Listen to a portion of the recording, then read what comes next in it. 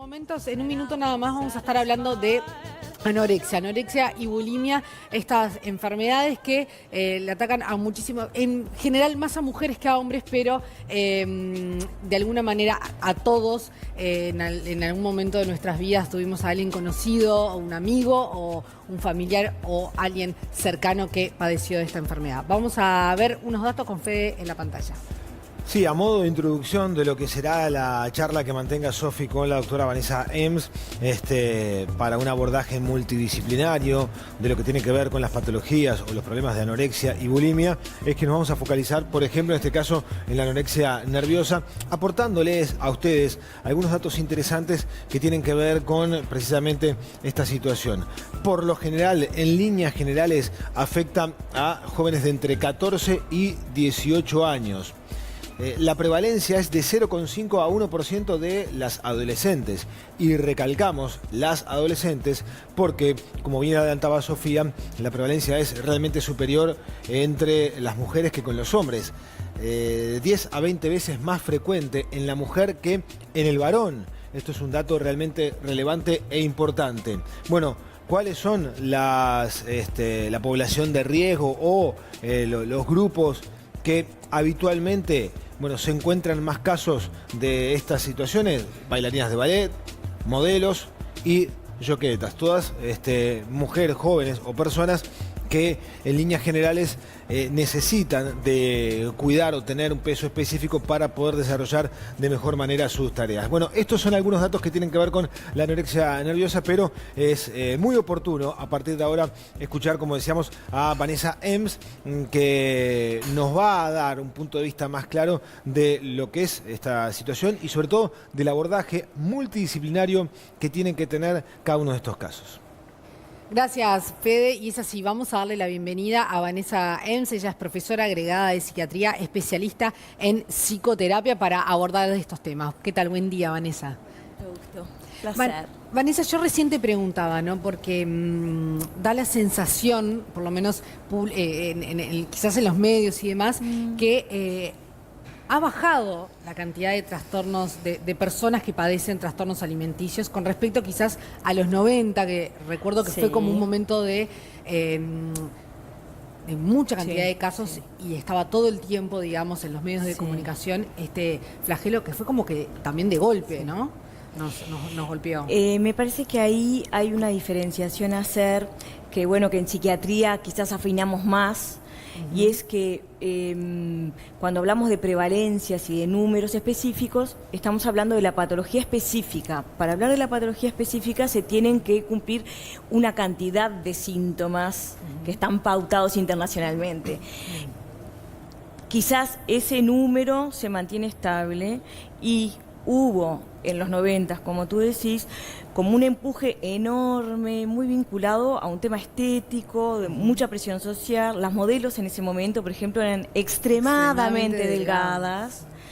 Y eso disminuyó con el paso de los años, por suerte. Ahí hubo como una movida fuerte a nivel de la moda y de las políticas de salud. Hubo un cambio de paradigma, ¿no? También de belleza, por suerte, aflojó un poco, porque aparte se forzó de alguna manera, a partir de políticas de salud, a no hacer un culto a esa delgadez extrema. Un cuerpo delgado y sano es una cosa, la delgadez extrema es otra cosa. Sin duda. Entonces, quizás hay muchas pacientes que pueden tener ciertos síntomas en donde nosotros como médicos decimos es una anorexia y quizás para los papeles específicos internacionales no entra dentro de la anorexia porque no cumple con todo, pero para el tratamiento en sí es tomada como una más. Como una persona con trastornos alimenticios, digamos, ¿no? Sí. Hablamos muchas veces de anorexia, de bulimia, son bien distintas. Estaría bueno, quizás hay mucha gente que nos parezca que todos sabemos de qué se trata, pero quizás no. Hablemos un poco de las especificaciones de cada una. Una aclaración que es clave, me parece, porque es una gran confusión, es que el que vomiten o no vomiten no hace diagnóstico de una o de la otra patología. Bien. Hay anoréxicas que vomitan y bulímicas que no vomitan. Ajá. O sea, en la anorexia lo que prima, lo que define la anorexia nerviosa, es la restricción alimentaria. O sea que siempre va a haber un adelgazamiento. Bien. Siempre. Importante. Aunque en algún momento vomiten, aunque en algún momento tengan lo que se llaman atracones subjetivos, que es esta impresión de que comen capaz que medio paquete de galletitas y es qué horrible todo lo que comí. Pero bueno, en realidad uno cuando empieza a preguntar qué es lo horrible de todo lo que comió, está muy lejos de ser algo exagerado. Claro. Por eso se le llama atracón subjetivo de alguna manera. Bien. Pero en la anorexia lo que prima es la restricción y la consecuencia es el gran adelgazamiento. En la bulimia lo que prima es el descontrol. Entonces aparece esta necesidad de controlar, frenar la comida o las ganas de comer. Cuando comen hay una situación de descontrol alimentario, entonces comen grandes cantidades de comida que les genera mucho malestar físico y mucha culpa. Y después lo que se llaman conductas compensatorias, dentro de las que puede estar el vómito o no. Hay Bien. otras conductas compensatorias. Pero las pacientes bulímicas no tienen el adelgazamiento que tienen las pacientes anoréxicas. Las bulímicas habitualmente son de un peso normal o tienen un leve sobrepeso. Bien, ya vamos a ir a unos ejemplos concretos que está bueno tenerlos porque siempre ayuda a entender un poco más de qué estamos hablando. Pero es posible, porque en algún momento también, alguna vez quizás lo leímos o demás, quizás es un mito, ¿puede coexistir en una persona un trastorno de anorexia y bulimia? O sea, que una persona sea bulímica y anoréxica. En el mismo momento no. No. Lo que sí puede pasar es que pueden hacer el tránsito de una hacia otra. hacia la otra. Por eso que hay como un continuum en la patología alimentaria. Se ven esos pasajes de una a la otra. Ahora, una paciente anoréxica, lo que puede tener son atracones subjetivos, porque la cantidad que va a comer es una cantidad que está muy restringida. Puede vomitar como Claro. tenemos el concepto de las bulímicas. Pero en definitiva, si está muy adelgazada, logró que lo que tuviera más peso es la restricción alimentaria. Bien. Fede tiene una pregunta. Sí, doctora, por cuestiones personales y familiares, en determinadas circunstancias, he escuchado el término de anorexia precoz, apuntando a ciertos trastornos alimenticios que tenía una niña en este caso, ¿no? ¿Es frecuente esos casos? ¿Existe? Cada vez a más temprana edad es que se comienzan a diagnosticar este tipo de trastornos. Existir, sí, existen. Una primera aclaración es que los psiquiatras de adultos no trabajamos como psiquiatras infantiles. Ajá. Yo tengo cierto conocimiento porque a veces recibimos pacientes muy jóvenes con estas patologías.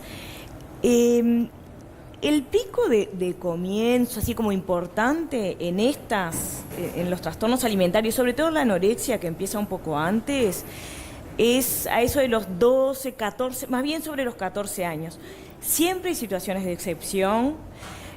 Puede haber situaciones más chicos, no es lo más frecuente, pero bueno, no es el área en donde yo tengo más conocimiento, realmente Claro. no lo sé. Bien. Vamos a ver los ejemplos ¿Cómo no? que trajo, doctora. Sí. Adelante, por favor. No sé si es que tenemos unas fotografías. El caso de Kate Moss, quizás. Bueno, esta foto yo siempre la uso cuando damos clases, porque estas son las 3 gracias de Rubens. Que bueno, seguramente a la mayoría de nosotros este cuadro no nos parecen mujeres bonitas, pero lo eran, por eso es que se las llamaban las 3 gracias en su época. Y hay algo del estereotipo de belleza que ha ido cambiando con los años y que de alguna manera no es lo que provoca la enfermedad, porque la enfermedad está descrita ya en el 1300, pero indudablemente en la época de Rubens ser rellenito estaba bastante mejor visto que en la actualidad. Incluso la celulitis, ¿no? Porque Por si eso, no como puede- algo, pero como algo sano, normal y Claro. bello, bonito. Entonces es un ideal de estética, de belleza bien distinto. Ajá. Al ¿Tenemos nuestro. alguna otra fotografía por ahí? Una de Kate Moss. Bueno, ¿Cómo fue el caso de Kate Moss? en realidad yo es una foto que me parece que es valiosa porque en ese momento era cuando estaba este tema de las adolescentes, de las modelos muy delgadas. Me parece que es como un paradigma de alguien muy conocido que se veían forzadas a estar muy delgadas para poder trabajar. Formaba parte del... de las necesidades para poder seguir dentro de ese camino. Yo creo que Valeria Massa en algún momento declaró públicamente que no podía desfilar para alta costura porque tenía un talle más de los talles que le pedían y ella no estuvo muy dispuesta a acceder, con una actitud que parece muy sana, pero capaz que le cercenó en parte. Sí, sin duda. Me acuerdo que en su momento se hablaba de... uno a veces lo piensa y dice que qué disparate, ¿no? Pero que tenía las rodillas más gordas, o sea, era tal la distorsión que había en ese momento que era fuerte. Pero también hace muchos años, lo decíamos, ¿no? Se trabajó desde el área de la salud pública. Me parece que hubo una cuestión de conciencia social mundial en esto y un acuerdo, el tema de las leyes de los talles y demás. Sí. Pero también...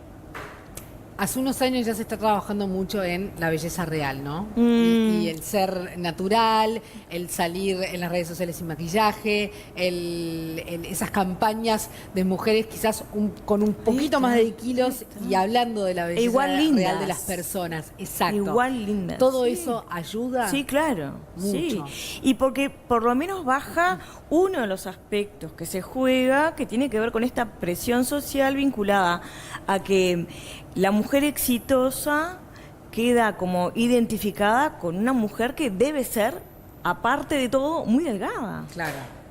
Y eso es como muy relativo.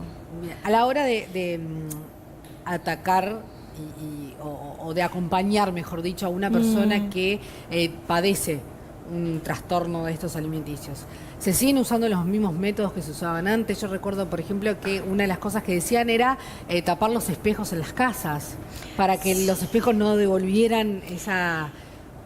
Son estrategias que fueron siempre muy cuestionadas, que puede ser que para algún paciente en particular sean una solución, pero no, es muy difícil en estas situaciones generalizar. Lo que sí sabemos, por ejemplo, es la balanza todo el tiempo no, porque es absolutamente enloquecedora, porque todos tenemos variaciones de peso durante el día y durante la semana, entonces se tienen que fijar pautas de cuándo se tiene que pesar, cuántas veces, quién tiene que mirar la balanza, si es la paciente, si la paciente tiene que mirar o no.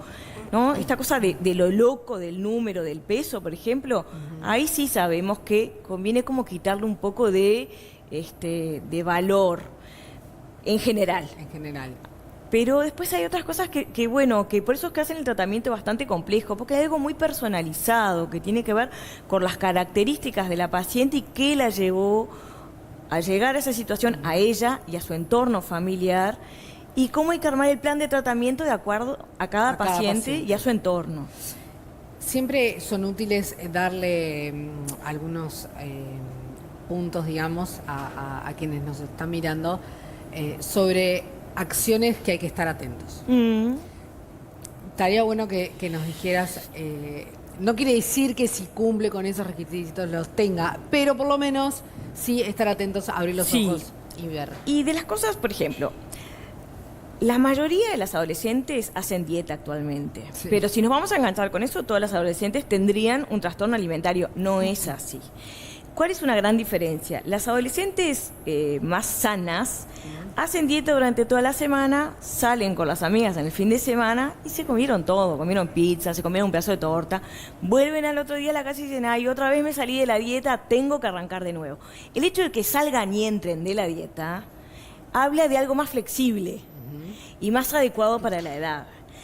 Las pacientes que entran en una dieta y empiezan a quedar muy atrapadas a hacer la dieta, a volverla cada vez más rígida y a que la dieta sea lo que dirige su vida, y entonces empiezan a dejar de salir, por ejemplo, porque no pueden sostener la dieta o porque el entorno se empieza a dar cuenta que están comiendo distinto o mucho menos, ahí esa es una situación en donde hay que empezar a prestar atención. Ese es un punto interesante y como bastante fácil de percibir, y es esta retracción social que sufren las adolescentes que son mayoritariamente mujeres las que padecen esta enfermedad, con respecto a su entorno, cuando se empiezan a aislar, y ese aislamiento tiene que ver con no querer comer o compartir momentos en donde habitualmente uno come algo, porque nos reunimos y comemos. Claro. Entonces, para no comer, no se reúnen, entonces empiezan a dejar de salir, por ejemplo. Esa es una pauta, ese es un punto interesante. Otro es las dietas que dejan de ser esta cosa de que se salen, vuelven a entrar, se salen y vuelven a entrar, y empiezan a marchar cuando marchan muy prolijo, preocúpense más. Claro. ¿No? Esta cosa de poderse salir de la dieta habla de aspectos de flexibilidad y más bien adolescentes, ¿no? Sí, y también hay casos en que de repente se busca la manera de zafar de determinados momentos sin llamar demasiado la atención. Ahí está. Por ejemplo, un caso hipotético. Está la familia reunida, sentada en la mesa y dice, yo recién me levanté, voy a tomar mate un rato más, se saltea, voy a tomar mate. Se saltean las comidas, se saltean las comidas, pero está en la Sí. vuelta, no es que desapareció ni se aisló. Es cierto. Ese es un punto. Yo reconozco que como trabajo hace mucho tiempo en esta área, tengo como muy pautado esto de que, bueno, a la mesa se sienta todo el mundo, por lo menos al mediodía y de noche. Es cierto. Y si comen en el colegio, bueno, tienen que llevar la vianda y hay que preguntar y ver la vianda. Y si uno empieza a sospechar, preguntarle a alguna amiga, ver cómo, o preguntar en el colegio. Pero sí, hay que. Si uno ve un cambio en los hábitos o empieza a ver un adelgazamiento que le llama la atención, sí, y a la mesa. Si no se puede sentar de noche a cenar, bueno, ¿qué está pasando? Si son las 9 de la noche, estamos todos en casa, ¿por qué no te sentás a la mesa? Claro. No, vení, sentate con nosotros a la mesa. Y come con nosotros, no como más tarde. No, come con nosotros, digo, Claro. sí. Es una manera también Sí. de controlar, o por lo menos de Bueno, de ver qué estar está alertas. Sí, ni que hablar, sí, es una buena pauta y es importante. Bueno, Vanessa, muchísimas gracias por todos estos Un placer. consejos. Está bueno dentro de todo que creamos, que por lo menos haya bajado la cantidad de que no pase lo que estaba pasando en los 90, ¿no? Creo que eso es una buena noticia. Más allá de que hay mucha gente que obviamente que todavía la padece. Sí, pero es cierto que hay aspectos de la salud pública que ha ayudado a bajar un poco la presión en estas áreas que, bueno, que complicaban mucho a las mujeres jóvenes y a las adolescentes. Bien. Psiquiatra Vanessa Ems, muchas gracias por haber venido. Un placer, gracias por la invitación.